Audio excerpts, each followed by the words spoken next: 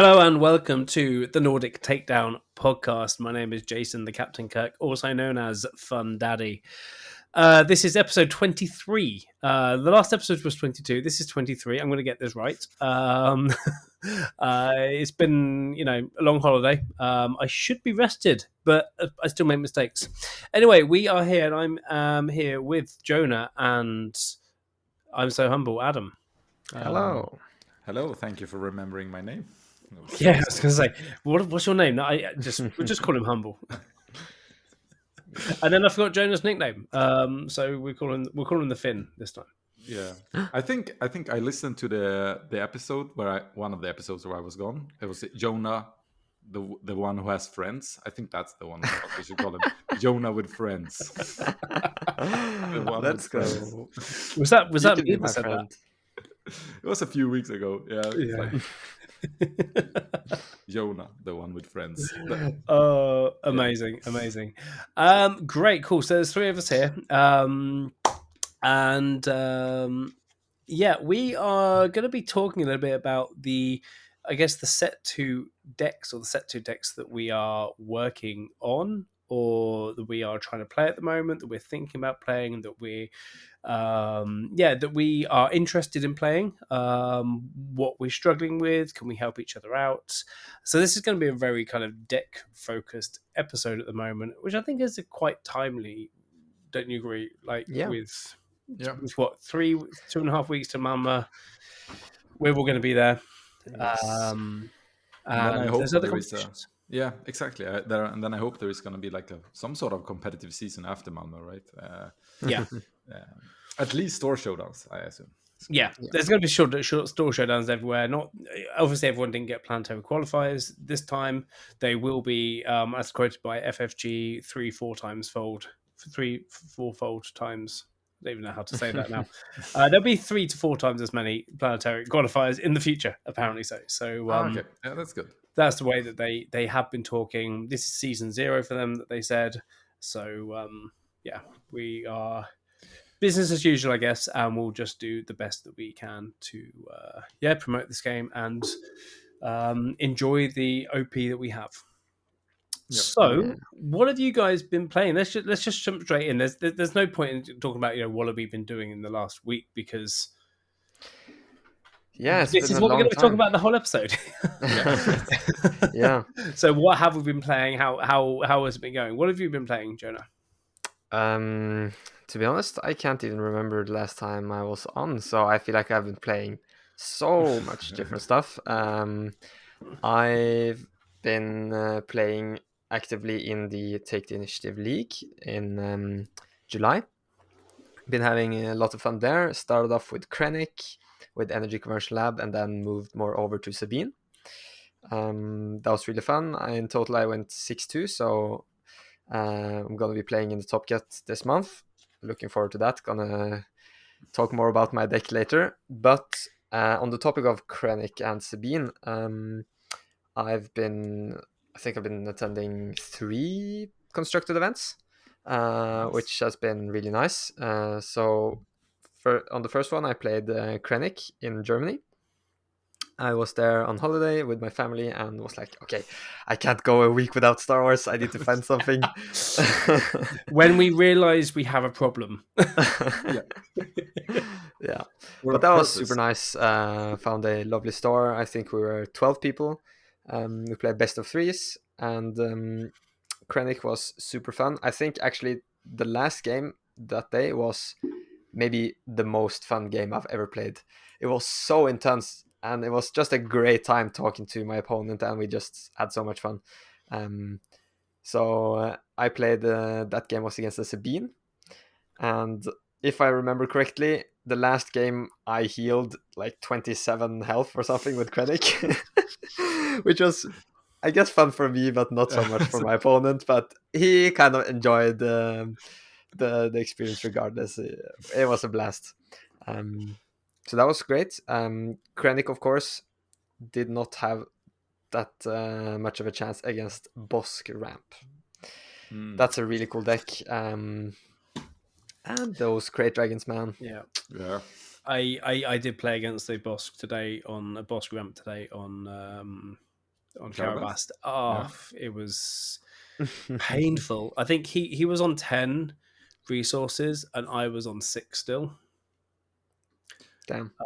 Yeah, I tried to regional governor this resupply, but he just got rid of that as quick as he can. It was, yeah. Yeah.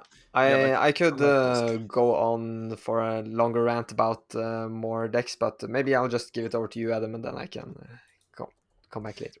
Yeah, like for sure. I talked a little bit about what I've been playing like last week because I was here. I mentioned that we both, of course, made it to the TTI Top Cut. So now Not of I course, have, but yeah, of course you mentioned it. of course I mentioned it. Yeah, Because you guys are that good, right? yeah. We are potentially like meeting in the next round if things goes according to plan. Okay. But so what I've been mostly playing, I've been mostly playing Boba Yellow, just trying to get into that deck. Not necessarily settled on that is the deck to bring to Malmö yet, but that is the one I've been focusing on, and I have increasingly gotten better. It's a tricky deck to pilot, and I'm seeing more lines that I didn't do before, or like I'm closer to winning sometimes than I thought I was before. Like I just need to push this damage, not trade the board and stuff like that. So that has been fun. Now I'm gonna have like around a week where I'm alone. So this is going to be a lot of Star Wars, I hope. Boot camp. Boot camp indeed. So that's Wow. that's I'm so jealous. I'm so jealous. I'm still Same. I still work, but Okay. I'm alone at the evenings at least. I had the possibility today. I just want to say, I had so much hope for my day today because my family went away. My wife took the kids away with a couple of another family at the local, and I wasn't really up for the trip. And I was like, hey, I'm gonna have a day to myself. No kids, nothing else. Going to get a little bit of gardening done, and then in my mind, I'm thinking I'm going to build decks. I'm going to play in Carabas, and everything's going to be fun. And then my wife says last night, yeah, if you could kind of run and get some oil in Henry's bed as well and do this, and they gave me a full list to do, and thinking, being a parent and a gamer is tough life. Yeah. Yeah, you kind of just have to sacrifice on sleep, right? That's the only time you have a chance to yeah, play video exactly. games. I think that's the way forward. So make the most of that time. How are you going to start off your boot camp week? This is the way. Yeah. Yeah. All right. So, but on the topic of boss cramp, I was at a weekly play today actually, and one of the guys I know there, he came in second place with Bosk. But you guys want to give a guess who won the event?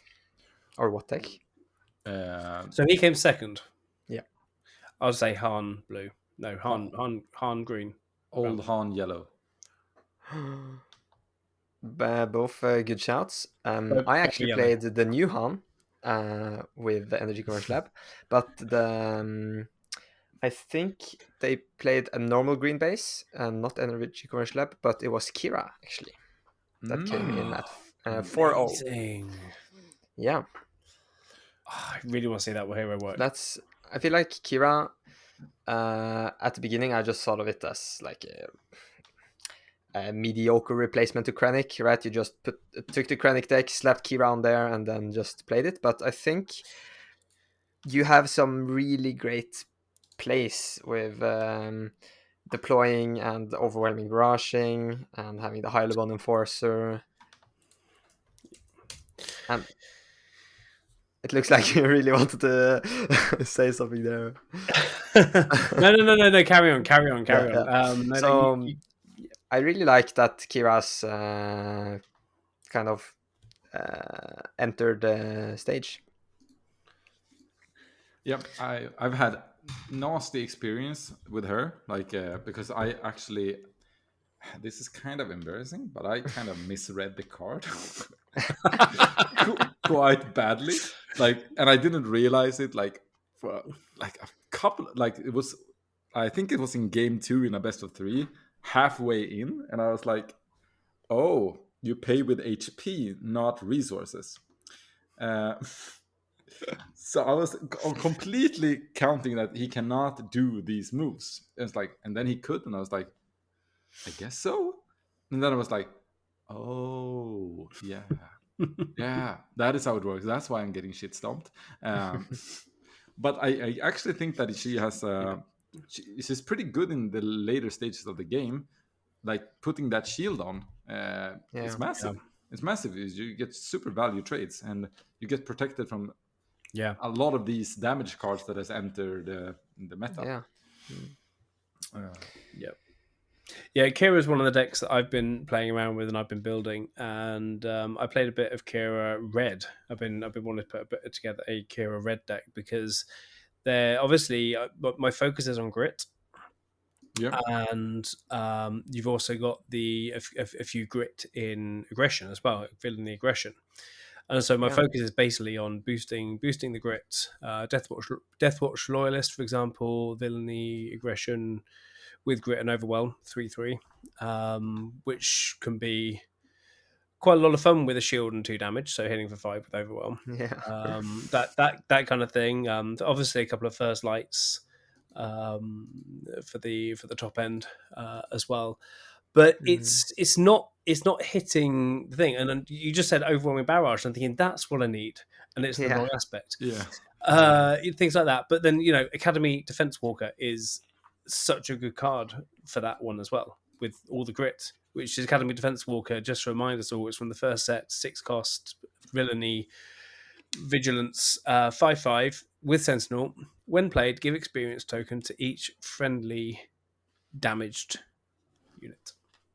Yeah. And if you're damaging all your units, it's just like it can go crazy. It's just not quick enough, or you can't stabilize enough with some of the other decks out there.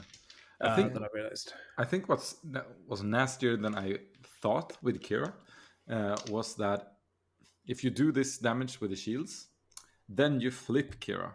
So you heal first, and then you take all the damage into the shield.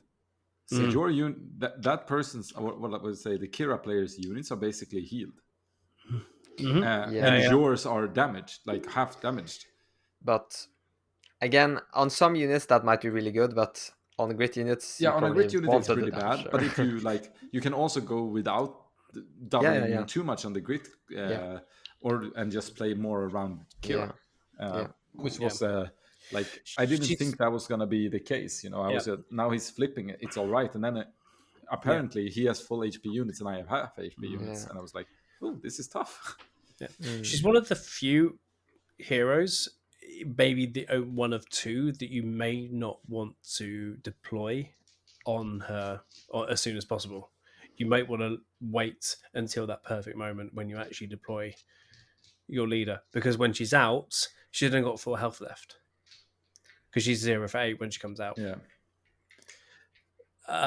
So I've actually playing this. I've actually played some games where I haven't deployed her at all, because her just bringing out stuff with grit and damaging it is great, or even the stuff without grit and first light coming out later on. That is pretty big. Did they play an Avenger in that?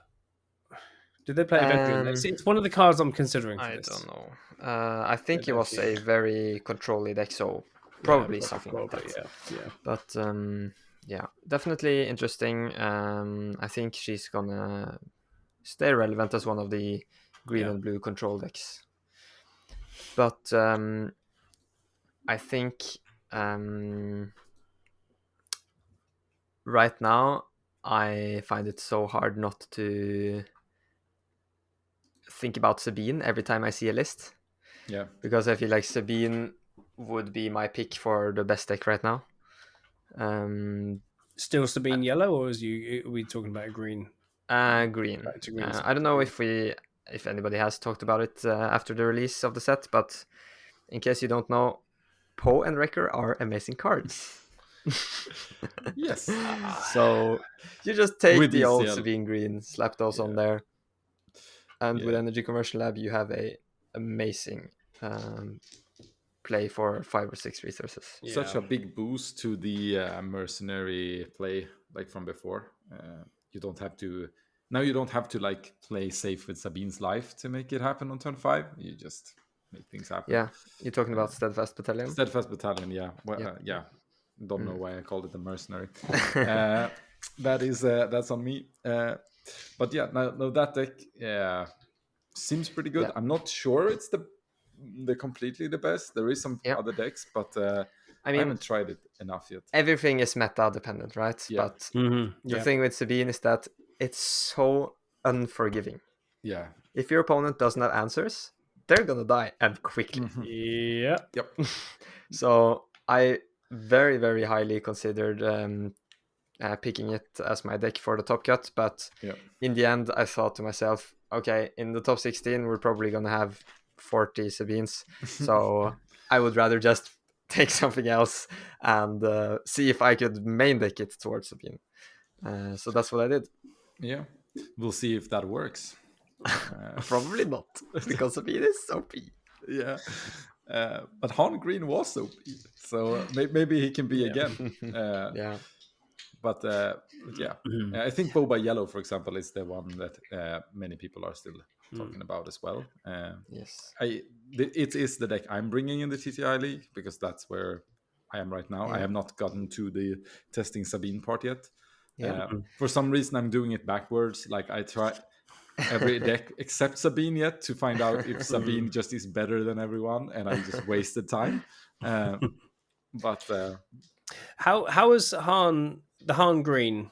How has that developed now with set 2 cards? I'm glad you asked. I don't know if we've talked that much about it, but No. Tech and DJ are everywhere. On the headlines, Yeah. every other YouTube video, Tech and DJ combo, what? So, in case you haven't so heard about it, what is that combo? So Yeah. tech is the card which allows you to smuggle, like everything in your Exactly, yeah. resources gets smuggle.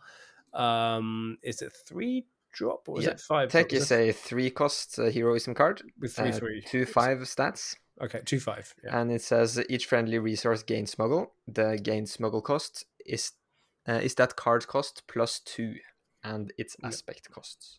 Yep. So one interesting thing here is it doesn't add a heroism cost. So today, actually, at my local play, that Bosk player I talked about, he had techs in his deck because when he played the Bounty Hunter's Quarry bounty, that's very common in Bosk green decks, you can fetch a card from the top 5 or top 10 that costs 3 or less and play it for free. So he really likes to find tech with those, and then he can smuggle his cards, even though tech is out of aspect, right? It still works. Yep. So that's really cool. But the tech DJ combo is a little bit interesting because DJ is also a card with smuggle, but the smuggle cost for DJ is 7 and double cunning aspect. So that means in Han Green, you're basically never gonna play DJ normally, because that's gonna cost you 9. Yeah. So you have DJ in there because with tech you basically give him an alternative smuggle cost. It says 5. Yes, it's the same cost plus 2.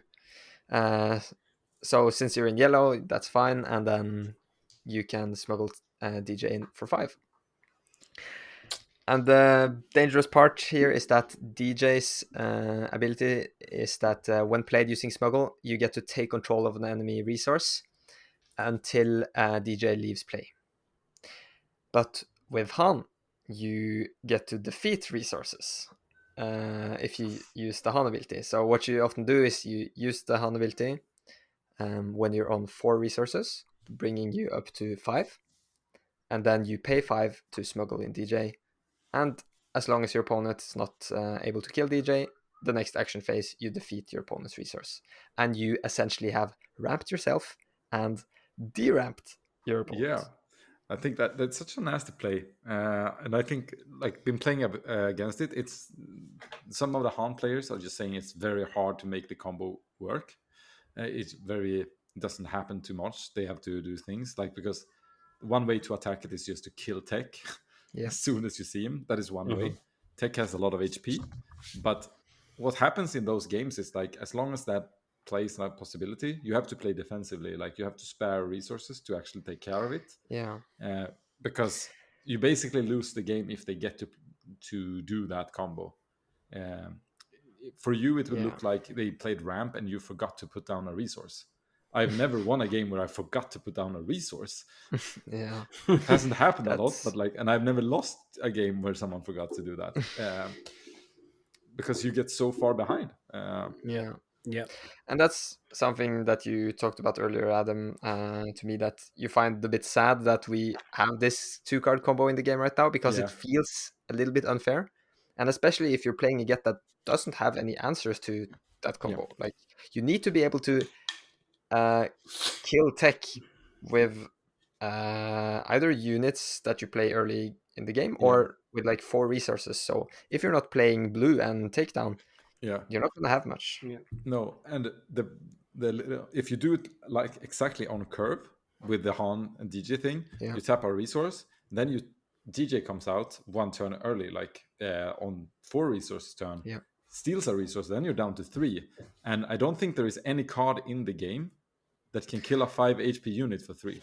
Yeah, but remember, you need an action to use Han, so your opponent would have time to play To takedown take down on on Tech. tech. Yeah, that's true. So that's still possible, but still, then they have to go out of their way to stop you, Exactly, yeah. and not develop their own game plan. Which is like, it's a lot to play around, and I think it's not the end of the world. It's not breaking the game right now, but it just feels bad as an opponent when you actually don't, if you, for example, don't draw the answers and you're just sitting there and just praying. Like, it's a little bit like praying they don't have Wrecker in the Sabine and ECL up, but it's a little bit the same feeling. But for me, I always find it frustrating when you have to sit there and pray. Yeah. Please don't. But prayer's meant to be a peaceful thing. Yeah, maybe that's what I'm doing wrong. It's not peaceful when I'm praying for that to happen. So I just need to like calm down, and they won't draw the card. Yeah, because that's how we play this game. Yeah, Yes. yeah. So Han Green, which was one of the strongest decks, set 1 is one of the strongest decks, set 2. Good to know. Yeah, I mean, the problem right now is that we have decks like Sabine Green and Boba Yellow, which are extremely popular and quite aggressive.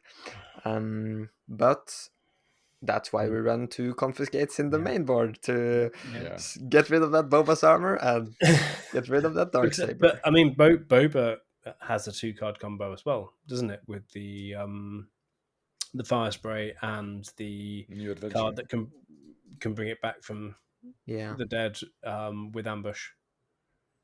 Yeah, the new. It's I think you're talking about the New Adventure, right? Yes, new adventure. Sorry, you bounce it, not bring it back from. Of course. It's that's really an extra cool. action.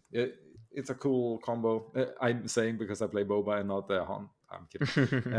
That one is it's a bit comes a little bit later in the game. Like earlier these game defying things happens, the more like frustrating it is, I think, for players in general. Like, I did not get to play the game. I didn't get the chance, but Boba's armor is so disgusting. So I think, as you say, Jonna, you have to have these confiscates in the main board, because if you can't remove the upgrade as Han, just specifically talking about Han here, Han can't beat Boba if Boba has Boba's armor on it. That game is over. Unless you have like some insane stuff. But it's like, just over. It's so dead because you can't do anything. He just goes there hammering. Like, if he's unharmed and you put down that, you are not killing him with 2 Han, like the Han unit. He's not killing him, but they are dying. Like, you have to waste so much. And then so I think that's a smart like inclusion, or like a necessary maybe even. But it's also really difficult to play around. Like, you have to respect Boba's armor so much, because in Han you already kind of use your hand size pretty aggressively, putting down resources and so forth, and then just having to have that confiscate in the hand all the time. It's really annoying. Can really hurt you, like Yeah. when you have to go down. Like I sometimes you actually, if you want to make the big play, you have to put that one down and just pray that they don't have armor. Yeah. But if they do, your big play doesn't even matter. Yeah. But Adam, do you mind if we take a little look at your list for the Top Cut? Absolutely. Because I think you have some interesting inclusions. Yeah, tell me about what you think is interesting. Okay. First of all, Final Showdown. Yes. Love that card. Yeah, I think it's actually a very like niche and good card, especially like as a one-off in aggro decks to finish games. Yeah.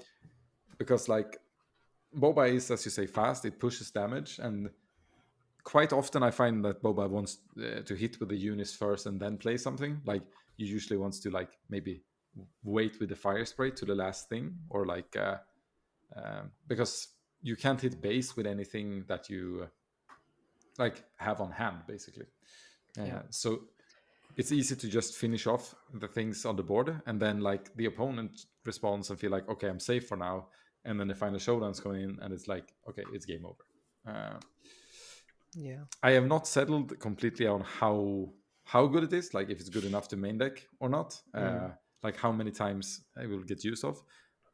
I like it in an open deck format because as a one-off, people have to really respect it, in some cases. People will be afraid of it when they don't have to, for example. And in a close one, it's almost better if you play it. If you manage to play it game one as a surprise, they might think you run 3 or something for the next games. So I like the card. Will it make it in the end? Not sure yet, but I like I like it. Yeah, it's cool. And then another interesting card is Bodhi Rook.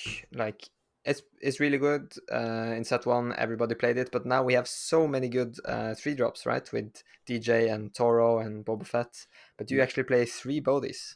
Yes, I think hand removal is so good, and for first, like you also get to see the opponent's hand, so you actually can react to stuff, and it's what do you say? I think, as you say, Toro is very good.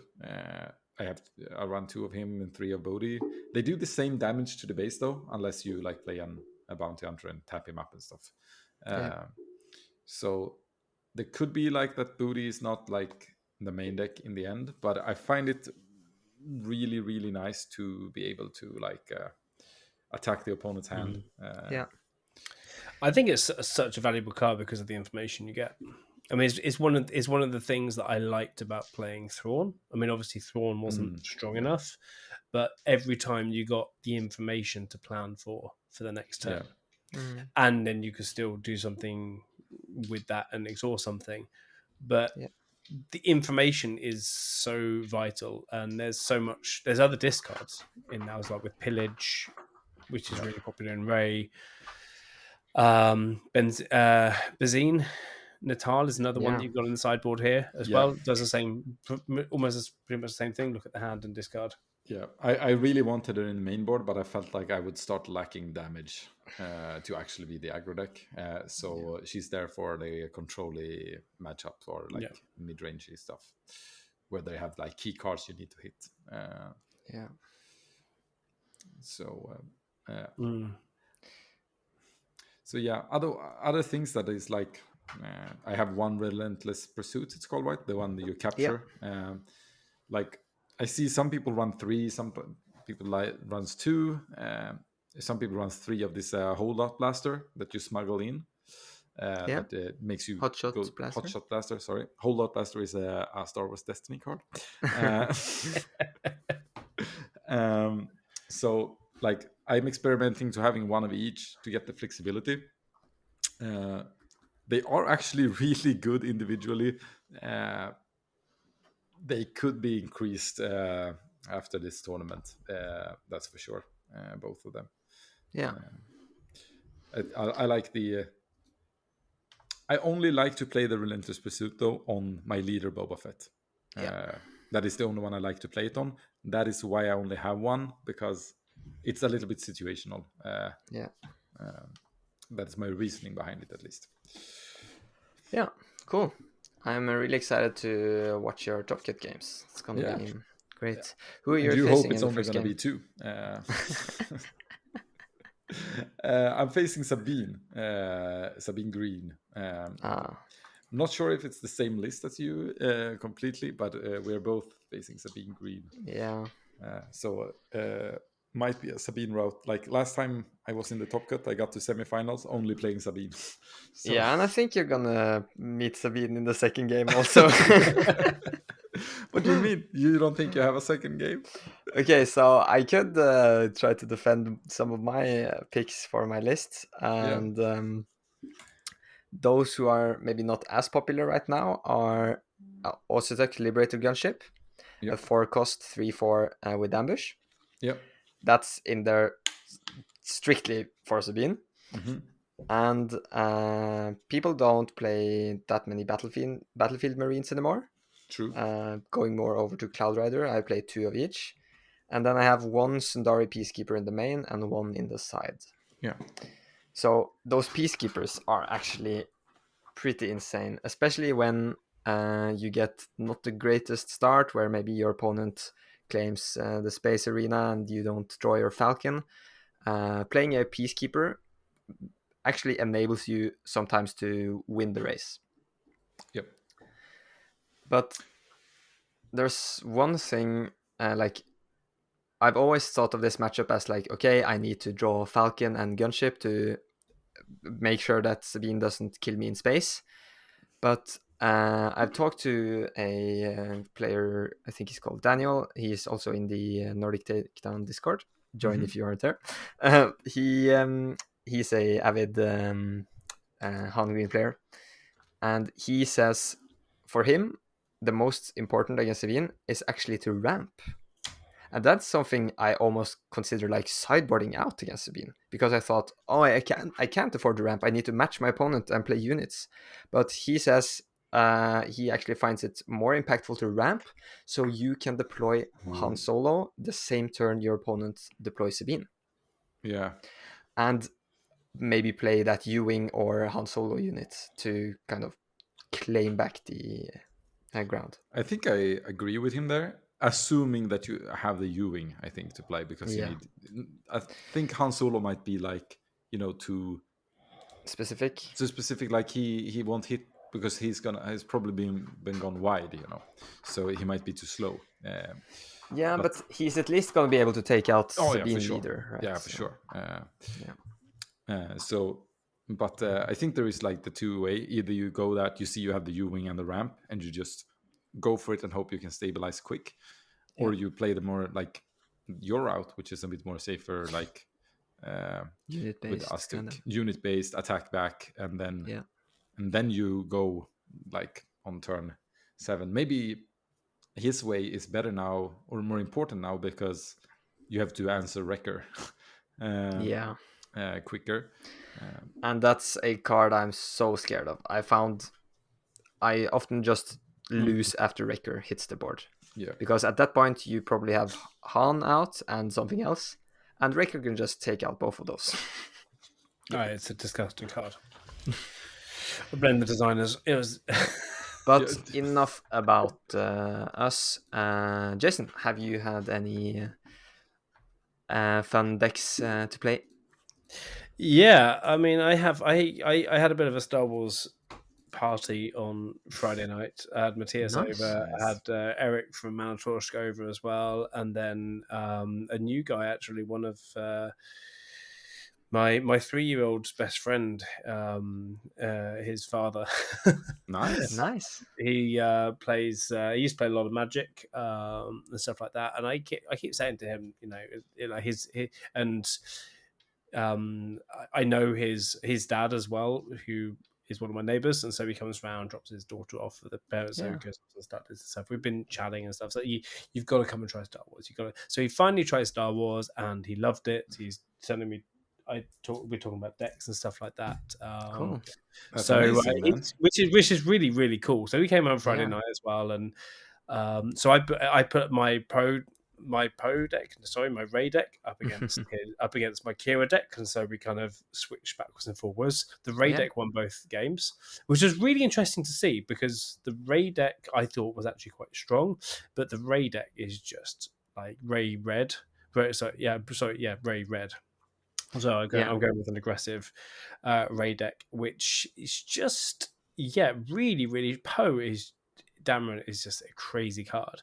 Yeah. There was a one-time play. I don't try to kind of go play by play so much, but there was a crazy play where he had really beefed up the in the Kira deck is the bear with me for a second here. I've got the fifth brother. And he put like a lightsaber on him. He put 2 fallen lightsabers on him, an experience on him, and it's just like insane. It's like I'm not going to damage him. I can't just damage him. He's just sat there. But I managed to kill him with a Poe by knocking out one of his lightsabers, discarding cards, and I just did not expect to win that game because he was about to. It was like 2 turns away from killing me. But Poe just kind of those options on Poe, like dealing 2 damage, and then I knocked a shield off of him, and then I took one of his things away, and then I could kill him with the actual damage. And thinking that is insane. With just what happened in that moment. So they were 2 very good decks that I was very much enjoying playing. And then the rest of the night, I ruined the rest of the night by just testing out my Chewy deck. No, it didn't. What do you mean perform? ruined? It didn't perform. I about lost it last week. so It was bad. it's gonna be good. Yeah, I did some things. It just wasn't. I played it up against Matthias's Boba Yellow. I played up against my Ray deck. I played up against the another deck, which was Bo-Katan. Which is there as well, and it just didn't have the staying power on the board. I was just, they were controlling decks. Like with Chewbacca, you get stuff out of Sentinel, is going to get kicked because they can't hit base. So I never had a board. So I brought back in my Waylays, for example. And then I've done some tweaking since, and I've sent you guys a list of how my Chewbacca deck is looking now. But I've actually cut Gentle Giant because it was a common. It just wasn't doing. It doesn't have value until the next turn. So it's not you play it out. Something has grit. It gets attacked, and it has value. It's not impactful enough. Exactly. One thing I want to try though that I put in there is because I do have a few. I have like the I have a few non-heroic cards in there, non-heroic Unix. So I'm wondering maybe Ray could be a lovely little missing piece there to boost and shield some stuff as well. I haven't tried that yet though. But it's kind of. I realized that I didn't really have much around the 5 drop area, but it's difficult. It's difficult to really see that as well. Vigilance was a huge card there as well, but it just still hasn't got the kick it needs to go up against the meta at the moment. I'm feeling, and I was just really pushing. It's kind of just my pet project. For those of you who are new to listening, Chewbacca Yellow is a pet project that I have to try and make work in the best of 3, and it's not easy. You could say, it's been a struggle. Yeah, it's been a struggle, but it's one of those things where when it works, I'm going to be happy that I can call this my own. Yeah, I think it's legitimately. Like we talked about last time. I think it has a shot. I'm actually gonna sit down this week now because I had so much free time. I'm gonna build my own version and try to play it and see if I can make it work. I'm gonna do that and see. I think I also joined in on the discussion as soon as the set released. Chewbacca Blue, didn't you? Yeah, I played some Chewbacca Blue when all of the cards were spoiled on Carabast, and I had so much fun with it. but it was, I would say, a fun deck, not necessarily the most competitive deck. No, yeah. I mean, that's the thing. It's not going to go. I mean, with the Sentinel, maybe it could hold off Sabine a little bit with the attack, but again, you're not going to have the board. You need shield. You need stuff that's going to, block and stick.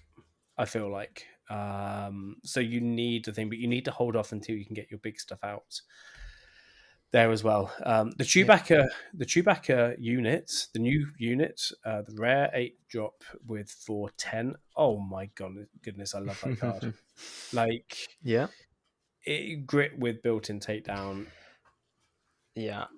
I think in my first pre-release, I got that card and played it in Han, the new Han. Yeah, It was amazing. Every time I drew it, I won. Yeah. Because then you Yeah. can play it for 7, right? And deal 2 Yeah. damage to it. So Yes. it's a 6/8. yeah. So it's like almost even better. And Well, you still get to take down the something. new Han is built for for Wookiees, right? Yeah. So not that people are playing too many Wookiees in Yeah. the Han at the moment, because Some obviously the people play it new in Han blue. people are going on the green ramp side Yeah. rather than the thing. But that's kind of where Chewie is at the moment. I really want to kind of test it out with Rey in there as well to see if that is actually going to give the stuff some sticking power later in the game. But still, like it's just kind of you hold off for a period of time, and then the tipping point tips the other way. Yeah. And that's just where it is now. And I just keep switching back in cards that I had in the previous version from the first set. Like, Yeah. I'm looking at this going, yeah, I really should put in Regional Governor. Maybe I should just put Luke Skywalker back in. Maybe Yeah. those kind of things where thinking, well, actually, Yeah. then there's no difference. You Yeah. don't get as much. Grogu is big. The sad Grogu thing is- about building Chewie is realizing that the Wookiee cards themselves are not necessarily that great. Fugitive Wookiee, like every time it's just like, okay, well, it's been killed now because it had Sentinel, and now I've had my other creature exhausted because it had a Yeah. bounty. All right, but but that's kind of where I've been playing. I played a little bit of Rey today because I've got we got constructed local play tomorrow night. So I'm kind of considering whether to take Rey or Kira. cool. Yeah. So that's just where I am. I'm still struggling. I want to make a Cad Bane. I'm just wondering if there's other stuff that I should think about, but I still haven't made a decision. I'm not going to take Chewbacca to Malmo. I just haven't. It's Then just why not am I helping you now? if you can give me a good deck list that actually green. works, yeah, maybe just go back to green, Chewbacca ramp, and then but then I'm thinking maybe Rey or Kira actually might be safer bets because I really do like my Kira red list. It's a lot of fun to Rey have is that really kind nice. of controlly aggro option as well. I need to buy a couple of TIE silencers from someone if anyone wants to offer me some. A reasonable offer to a handsome English podcast host. Yeah, I just sold 2 of mine, so I can't help you. But yeah, that's kind of where I'm not. I'm not as interesting as you guys that are kind of living up the big leagues with your like top cut on Seaside League. However, like I'm still here. Yeah, and we you are appreciate you for that. our front runner for winning the Malmö game week for sure. Let's go. Let's Yeah. go. Okay. That's just taking the. Oh, sorry. No, I didn't say which tournament. I meant the second, the loser tournament. Day two Day side effects. Day two side effects. That's where I'm going to rock shine. it out. But Malmö, like, what's going on? What's going with the latest with Malmö? Like, you're up there. You're helping with the organization. What's going on, Adam? So latest news is we were discussing it a little bit or hyping it. It wasn't a discussion. It was like just information. But the latest information is that it's going to be side events, of course, on day 2. It's going to be the constructed side event. It's announced that it will be like 100 kroner. to play it.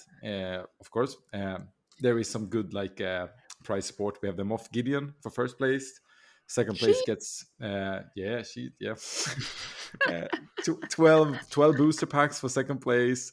Third and fourth place get 6 boosters packs each. And like, But the first place is only the Moff Gideon? yeah, only Moff Gideon showcase, Okay, which cool. I hope, and I'm pretty sure it's gonna have more value than 12 boosters. Yeah.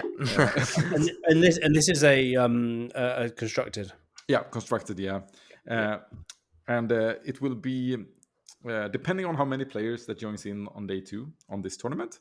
It's going to be either just Swiss, so we can make it make it through. If it's a bit less, they will be like Swiss plus Top Cut. It depends on like how many that joins in. Cool. There will also be, if there is like 30 people, I think they said 30 people, there will be a raffle of a display, like for everyone. So Product. and I think that's only for the ones in that tournament. So the people are podding, like playing draft pods, are not like getting an access to that. So I think that is pretty hype. I think there is like some added boosters as well to third and fourth place in the main tournament, because right now, like the first initial was that you get a set 2 booster display for third and fourth place, and fifth to eighth place you get a set 1 booster display, and those are worth more. So I think they've added a little bit more to the fourth and fifth, third and fourth, so it feels better. So it's gonna be hype. Come to Malmö, and there is gonna be a lot of chances of winning a showcase, like and you get to meet us, and you could also draft if you like. Great. I'm really excited about just meeting so many people in the in the community. To be honest, just being in a place where there are 60 to 100 other crazy people that love Star Wars Unlimited is gonna be amazing.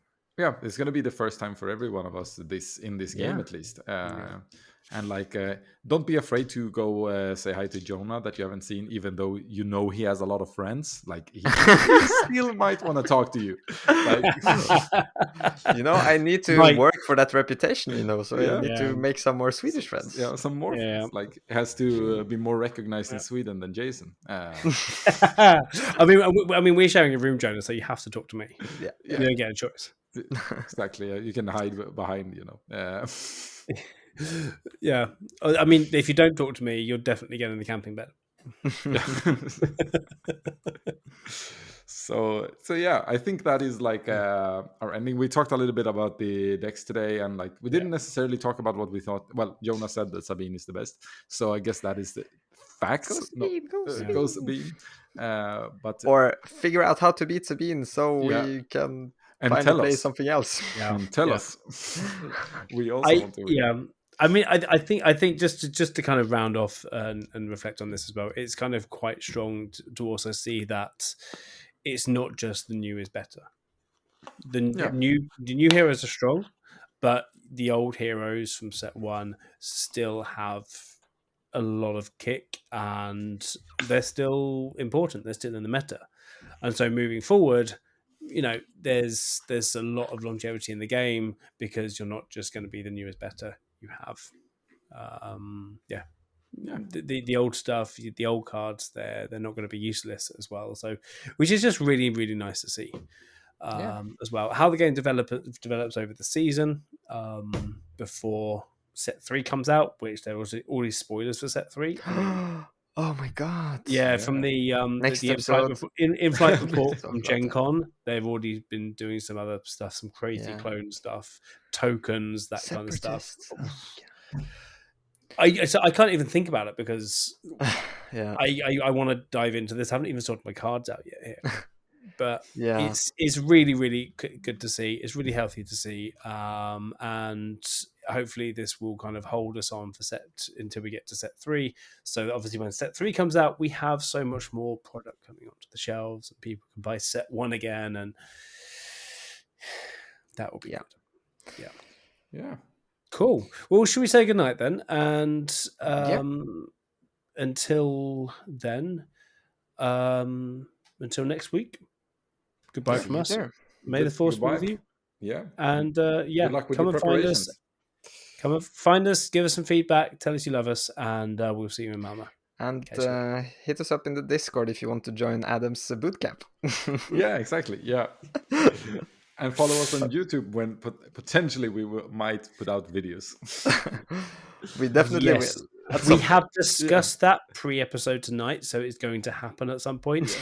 Maybe we can get a boot camp video from Adam. That's what we want. We could try. Yeah. Try. Yeah. Good night, everyone. See you next time. Alright, Bye-bye. Bye. bye.